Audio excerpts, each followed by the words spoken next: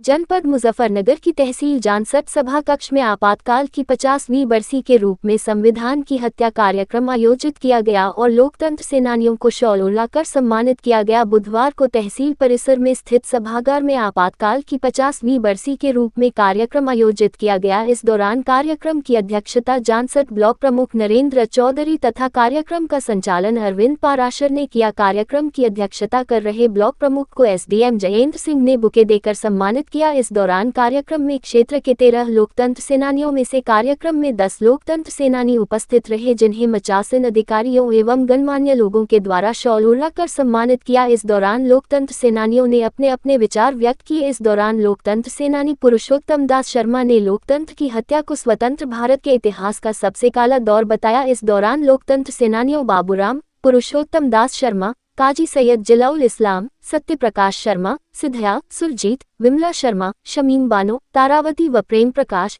SDM Jayendra Singh, तहसीलदार श्रद्धा Gupta, block प्रमुख नरेंद्र चौधरी, नायब तहसीलदार विपिन कुमार, बार संघ अध्यक्ष शशि सैनी, लेखपाल अध्यक्ष चंद्रपाल शर्मा, मंडल अध्यक्ष सचिन ठाकुर आदि मौजूद रहे। एसडीएम महोदय और सभी मंचासीन अधिकारीगण और हमारे प्रमुख साहब बहुत ही यहाँ क्षेत्र के लोकप्रिय प्रमुख नरेंद्र जी हैं और आम जनता, आम लोग, किसान लोग और स्वतंत्रता सेनानी। ये बहरहाल 1975 की बात है और उस वक्त मैं बहुत यंग था। इस टाइम मेरी 72 ईयर्स है। ये हमारे सत्य प्रकाश जी और ये सब हमारे जो है उसी समय से जो इसमें हमारे काजी जी बैठे हुए हैं, बहुत सारे लोगों को जिनको जेल जाना पड़ा था, वो मेरे सामने ही का किस्सा है। 1975 में मैं काफ़ी यंग था। वाकई एक बड़ी विडंबना थी उस समय 1975 में जब इमरजेंसी हमारे देश में लगाई गई थी, तो एक पूरी तरीके से अफरा तफरी मची हुई थी। संविधान को बिल्कुल आज़ादी को छीन लिया गया था। चारों तरफ जो है लोगों को जेलों में ठूसा जा रहा था। अगर कोई अपनी आवाज़ उठाना चाहता था तो उसकी आवाज़ दबाकर उसको जेल में भेज दिया जाता था। वो हमारे अधिकार थे, किस तरह से जुल्म उठाए जाते थे, वो एक बड़ा इतिहास है। लेकिन जब 1947 को देश आजाद हो गया और उसके बाद देश का संविधान बन गया, तो सभी ने सपना देखा था कि अब सभी सुरक्षित हो गए, सभी के अधिकार सुरक्षित हो गए और किसी के हकों के साथ कोई खिलवाड़ नहीं किया जाएगा। और उसके लिए सभी ने वो उम्मीद, वो आशा, लेकिन सरकारें बदली, सरकारें बनी और वो दिन आ गया जब 25 जून 1977 का 1971 में हालांकि इंदिरा गांधी की सरकार वही होती है लोकतंत्र के अंदर, जो समय हो जाए तो स्वेच्छा से छोड़ दे या पूरा कर दे। लेकिन मैंने सुना है एक्सपीरियंस, आज उन महानुभवों के एक्सपीरियंस जाने कि किस तरह से 1977 में रात्रि के वक्त 25 जून को उस वक्त इमरजेंसी घोषित कर दी गई। और इमरजेंसी होती है आज, हालांकि मैं उस वक्त बहुत छोटा बच्चा था, ज्यादा अकल नहीं थी, लेकिन सुना था एक भगदड़ मची हुई थी, एक माहौल खराब था, देश का माहौल खराब था। सबसे सुन रहे थे कि भैया पुलिस आती है और पकड़ के जेलों में भर देती है। मुस्लिम समाज के बारे में भी मैंने सुना था कि उन्हें नसबंदियों के नाम पर उनके साथ जुल्म और ज्यादतियां की गई। यहाँ भी ये भी आंकड़े बताए जाते हैं कि जिनके 1-2 बच्चे लोग यहाँ की भी शादी हुई थी, उनको भी पकड़ कर जेलों के अंदर ठूस दिया गया। इमरजेंसी के वक्त उनकी भी नसबंदी कर दी गई। तो जुल्म और सितम जब बढ़ते हैं और ऐसे में कोई लोकतंत्र का सिपाही, सच्चा सिपाही सामने आता है, तो यकीन मानिएगा वही एक देश का सच्चा रक्षक होता है। तो लोकतंत्र सेनानी के लिए जो जज्बा हमारे देश के प्रधानमंत्री आदरणीय नरेंद्र मोदी जी ने, उनके मन में आया कि 25 जून को उन्होंने संविधान हत्या दिवस मनाया। तो संविधान हत्या दिवस जो आजकल मनाया जा रहा है, आज मनाया जा रहा है, उसी के लिए फिर से मैं यही एक अपील और एक उम्मीद और यही एक सबको जागरूक भी करना चाहूंगा कि सरकार चाहे कोई सी भी हो, यदि आपके हकों के साथ, आपकी उम्मीदों के साथ, आपकी स्वतंत्रता के साथ कोई खिलवाड़ की जाती है तो उसकी आवाज जरूर बनी जाए।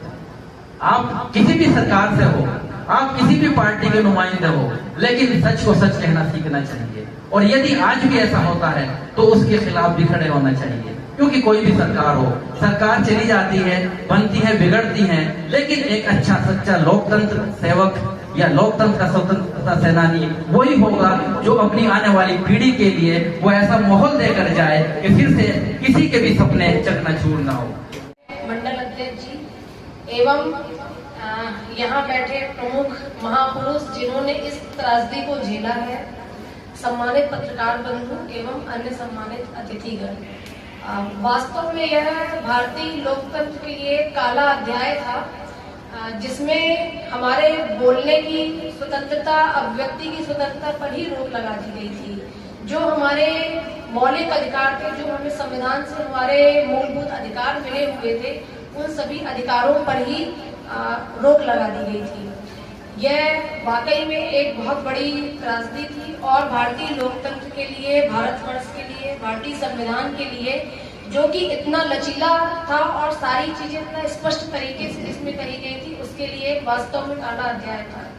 हम लोग तो हालांकि उस समय पैदा भी नहीं हुए थे, किताबों में पढ़ते थे, लेकिन हम लोग आज वास्तव में इस त्रासदी को, इस याचना को दिल से महसूस कर सकते हैं कि उस समय आप लोगों पर, सभी पर, जिन्होंने इस दंश को झेला है, उन पर क्या बीती होगी। हालांकि अब तो लोगों में बहुत जागरूकता आ गई है और इसको खत्म करने के लिए संविधान में कई प्रकार के संशोधन किए गए। 42वां संशोधन, 44वां संशोधन, जिसमें इस शब्द को ही खत्म कर दिया गया कि आंतरिक अशांति, और उसकी जगह अब ये ला दिया गया बाह्य आक्रमण या सशस्त्र विद्रोह के आधार पर ही आपातकाल लगाया जा सकता है और इसको भी 1 माह के अंदर संसद के दोनों सदनों से अनुमोदन लेना होता है। तो अब हालांकि वैसा दौर नहीं आएगा, लोगों में जागरूकता है, लेकिन हम सभी की यह जिम्मेदारी है कि हम सभी अगर कहीं भी इस प्रकार की कोई भी घटना होते या कुछ गलत होते देखें तो हम सभी इसका विरोध करें। लेकिन ध्यान रखें, सोशल मीडिया का जमाना है, ऐसा भी ना हो कि हम सभी इसमें जोश में आकर अफवाहें फैला दें जिससे वास्तव में अशांति फैल जाए। इन सभी चीजों का ध्यान रखें, अपनी जिम्मेदारियों का निर्वहन करें।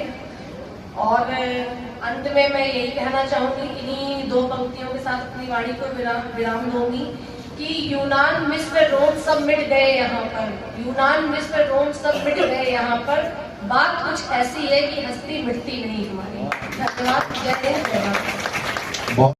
ब्लॉक प्रमुख जी, बार संघ के अध्यक्ष शशि सैनी जी, तहसीलदार साहब, नायब तहसीलदार साहब और राजस्व परिवार के हमारे सब साथी और समाज के सभी प्रतिष्ठित व्यक्ति और लोकतंत्र सेनानी और हमारे पत्रकार बंधुओं, सभी वक्ताओं ने अपनी अपनी बातों को रखा और सबसे महत्वपूर्ण बात यह है इसमें कि जो आपातकाल लगा था 20 महीने 26 दिन, जो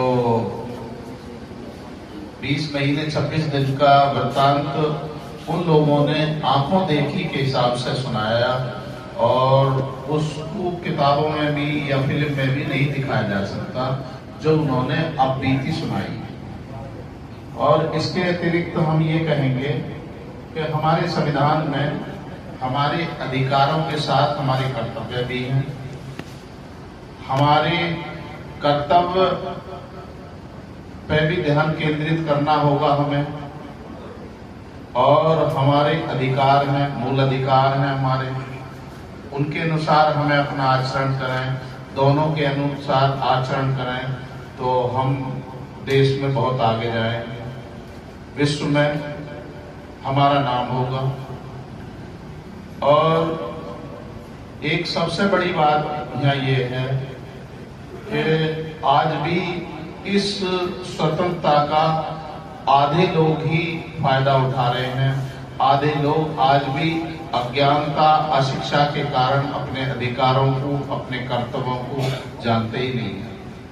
इसलिए शिक्षा की तरफ कदम बढ़ाओ, सबे जानकारी दो और अपने अपने घरों से शुरुआत करो। कोई बच्चा अनपढ़ ना रहे, कोई आपकी लड़की अनपढ़ ना रहे, जो आगे बढ़ने में और इस देश के विकास में भागीदार बनेगी, उसको आगे बढ़ाएं। और सच्चा लोकतंत्र तो वो है जो अपने घर से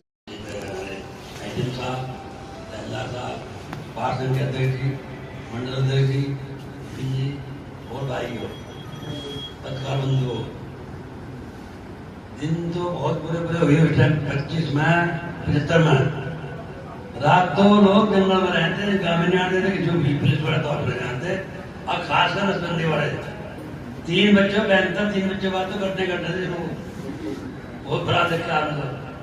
चलो आपने सबने बता दिया, भारत है कि वह भाई अपने बच्चों को संभाल रखो, संस्कार बच्चों को पैदा करो जो निकलते जा रहे नाम ध्यान देते ना बच्चों लगा रहते बहुत रोज हारी हालत खराब हो रही। अब तो तम काटते थे ना, अभी लेडी कट नहीं तुम उनके, तो ऐसे संस्कार ना पैदा करो जो विश्वास खत्म होता जा रहा। छोटे बच्चों के पास लगाओ, समझाओ, उनका हाथ फोन दे दिए, फोन से सब हमला कर लोगे, ठीक है, ध्यान रखो। वो जो बीच की काल दिन तो कर रहा है तो ये बहुत बड़ा होता आ रहा, बच्चे हाथ निकल रहे सबके, इसमें गौर नहीं कर रहे बिल्कुल भी। जब आप सब आए सबने बढ़ाएगा, सबका धन्यवाद, बहुत धन्यवाद।